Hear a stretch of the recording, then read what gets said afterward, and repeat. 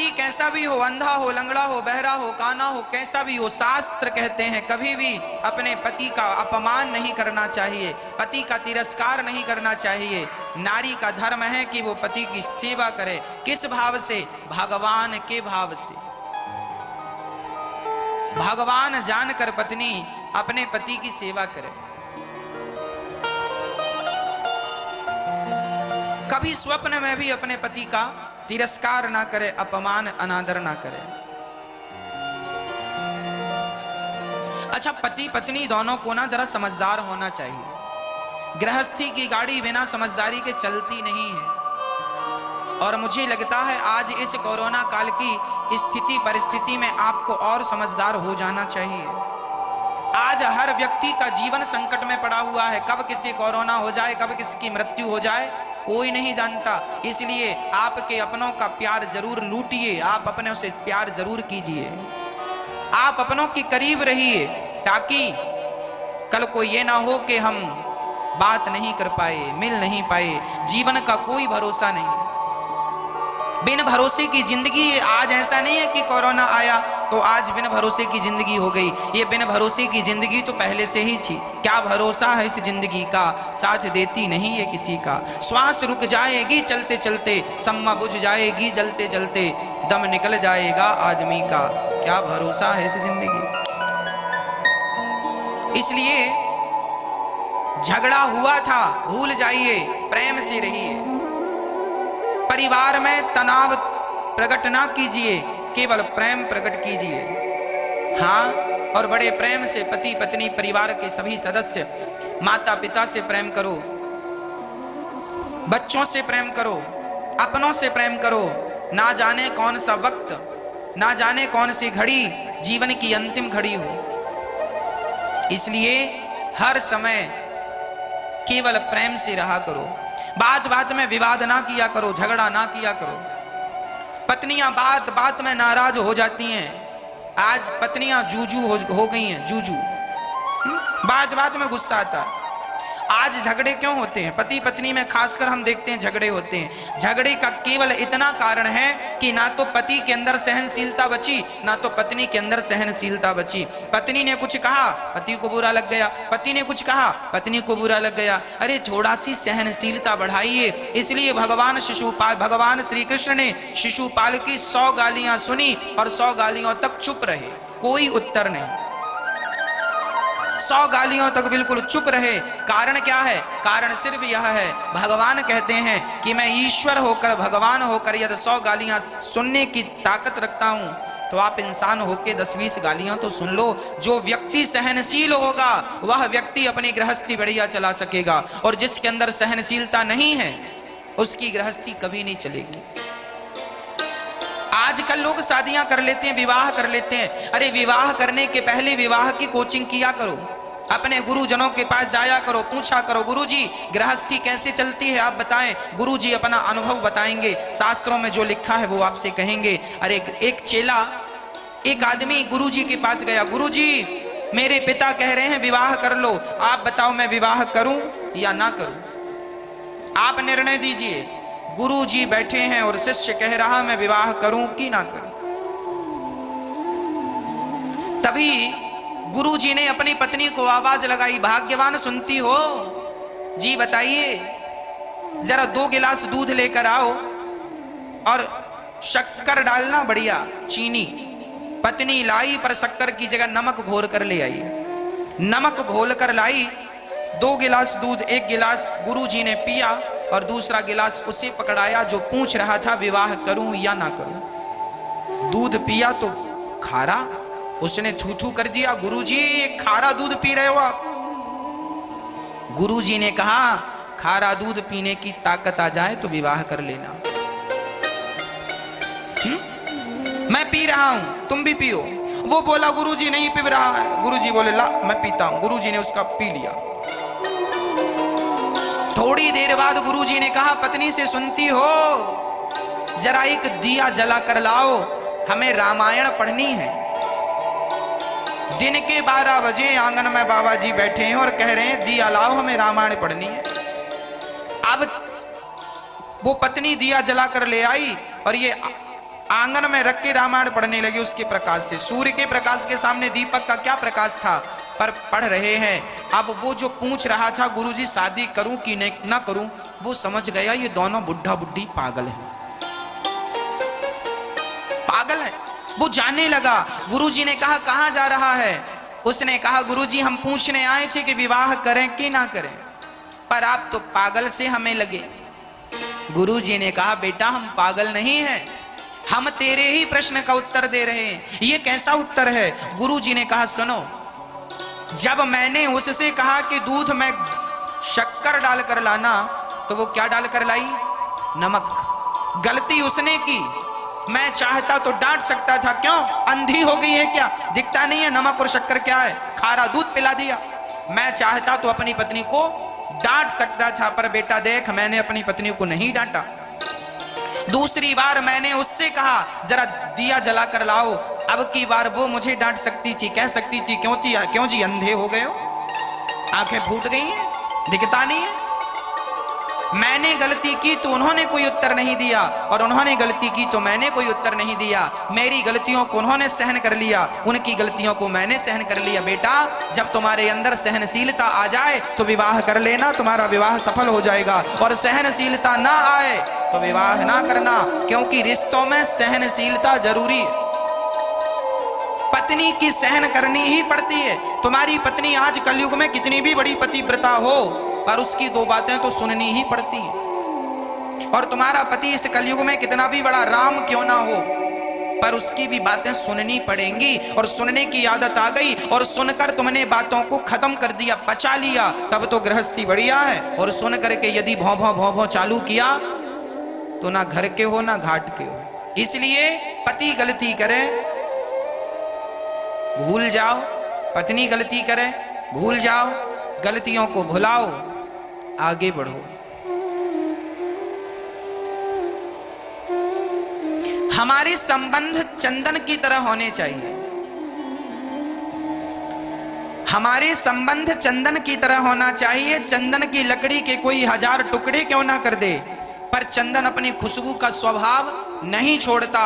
उसी प्रकार हमारा स्वभाव जो है सहनशीलता का, हम अपना वो स्वभाव ना छोड़ें। हमारे साथ कुछ भी हो जाए, अपना स्वभाव ना छोड़ो। यदि स्वभाव नहीं छोड़ोगे तो जीत आपकी होगी। इसलिए हमारे शास्त्र कहते थे स्त्रियों को पतिव्रता होना चाहिए और पुरुषों को पत्नी व्रता होना चाहिए।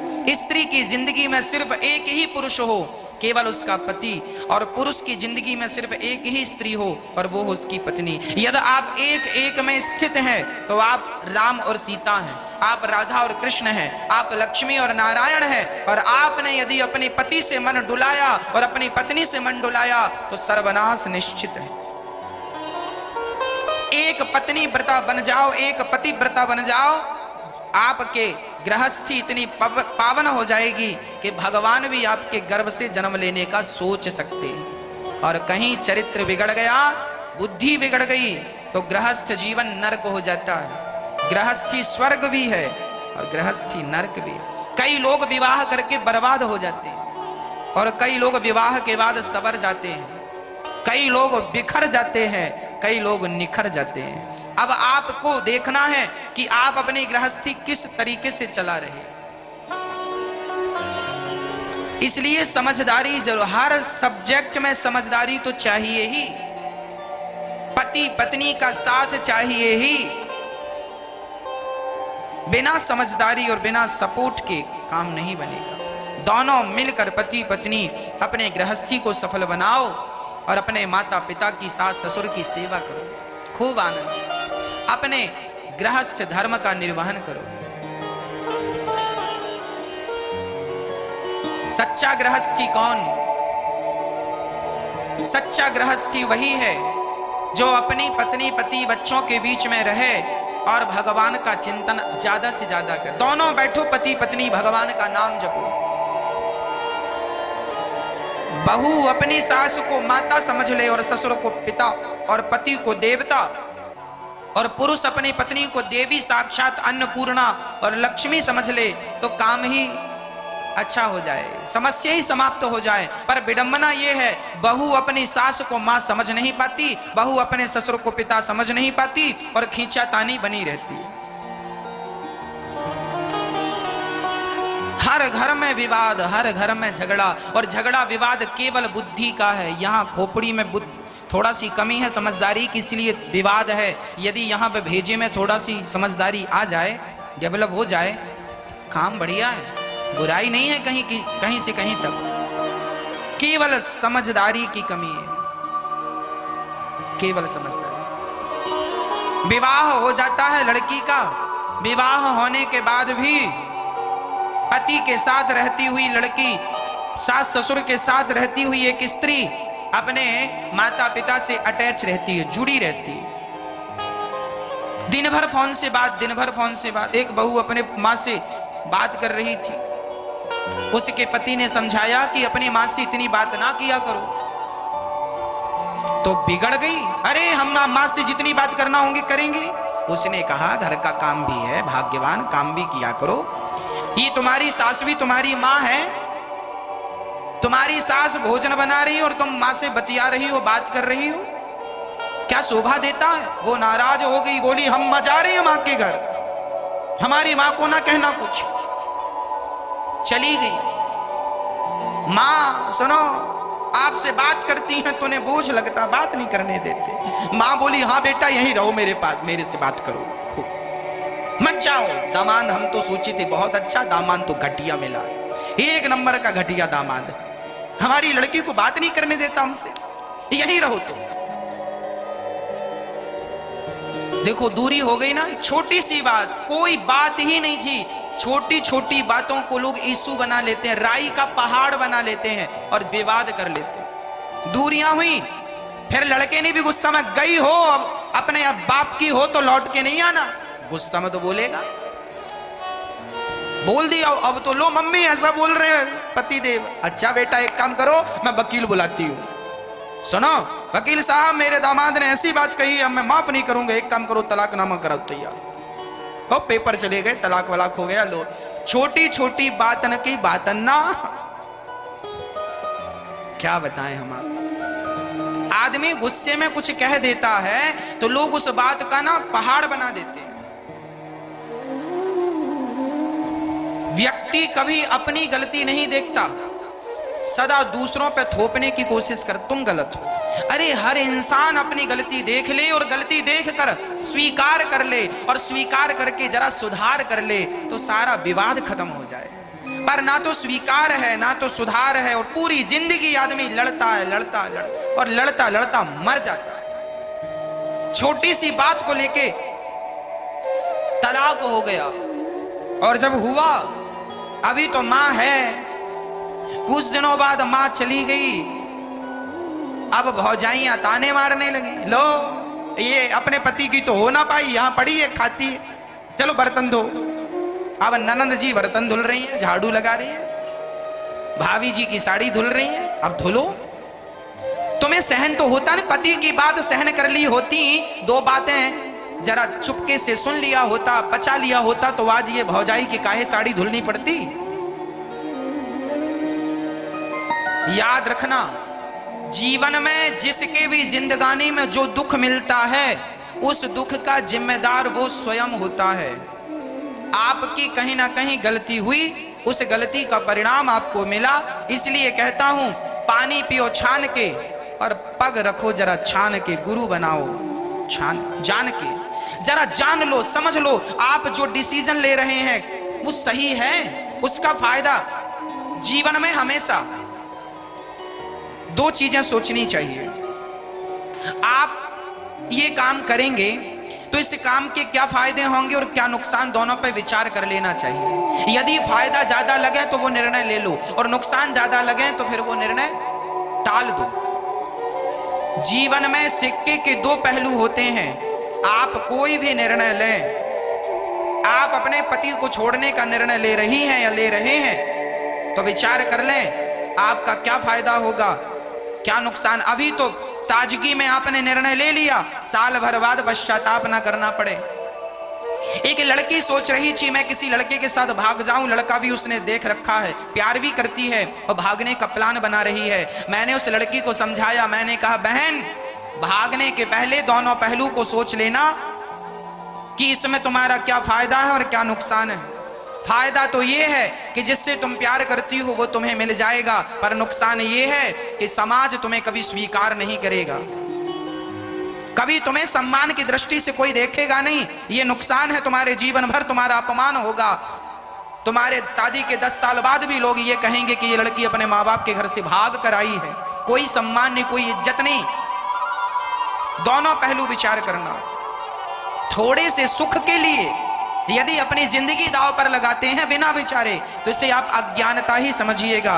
कबीर दास जी एक दोहा लिखते हैं इन बातों पर कि मक्खी बिना विचारे जो करें, बिना विचारे जो करें सो पाछे पछताएं, और काम बिगाड़े आपनो जग में होए हंसाएं। इसलिए जो भी निर्णय लो अपने जीवन में, कभी वो निर्णय बिना विचारे नहीं लेना चाहिए। 4 लोगों से पूछ लो, 4 लोगों से समझ लो।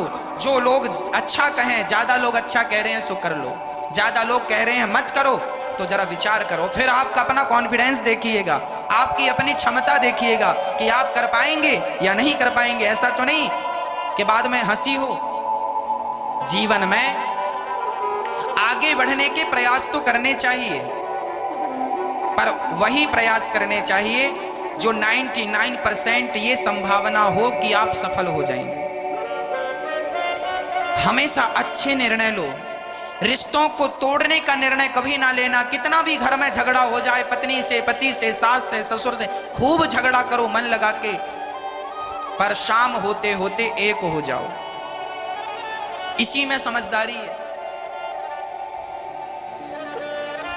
और आजकल क्या होता है, बहू और सास का झगड़ा हुआ तो सास पड़ोसन के घर चली जाती है और रो रो करके बताती, सुनो बहन हम तो बड़े दुखी हैं। क्या हुआ? अरे हमारी बहू अच्छी नहीं, भगवान दूसरी दी होती है, जीने नहीं दे रही है। क्या हुआ? बहुत तंग करती है, खाने को नहीं देती। आप अपनी बहू की बुराई पड़ोसन को करोगी तो क्या पड़ोसन से कहने से आपकी बहू ठीक हो जाएगी? यदि ठीक हो जाए तो पड़ोसन से कहो बढ़िया, पर होता ऐसा नहीं है। शास्त्र कहते हैं कि बहू जैसी है उसका दुख पड़ोसियों से मत रोइए। पड़ोसी रो रो के सुनते हैं और आपके जाने के बाद हंस हंस के बताते हैं उनके घर में ऐसा हो गया। अपने अपने घरन का दुख ना कहियो रोई, सुन इठले हैं लोग सब बांट न ले हैं। कोई किसी का दुख नहीं बांटता। इसलिए अपने घर का अपने घर में रखो, किसी से कहने की जरूरत नहीं। बहू दौड़ी दौड़ी पड़ोसन के घर गई, मेरी सास अच्छी नहीं है, सास अच्छी नहीं। अरे जैसी है तुम्हारी है, बहू जैसी है तुम्हारी है, सास जैसी है तुम्हारी है। जैसा तुम्हें चाहिए वैसा बनाओ, बहू को वैसा बनाओ, सास को वैसा बनाओ, समझाओ, अच्छा करो। किसी से कहने से कोई फायदा नहीं। लोग हंसते हैं बाद में, लोग मजे लेते हैं तुम्हारे, अरे उनके घर में ऐसा चल रहा है, ऐसा चल रहा है।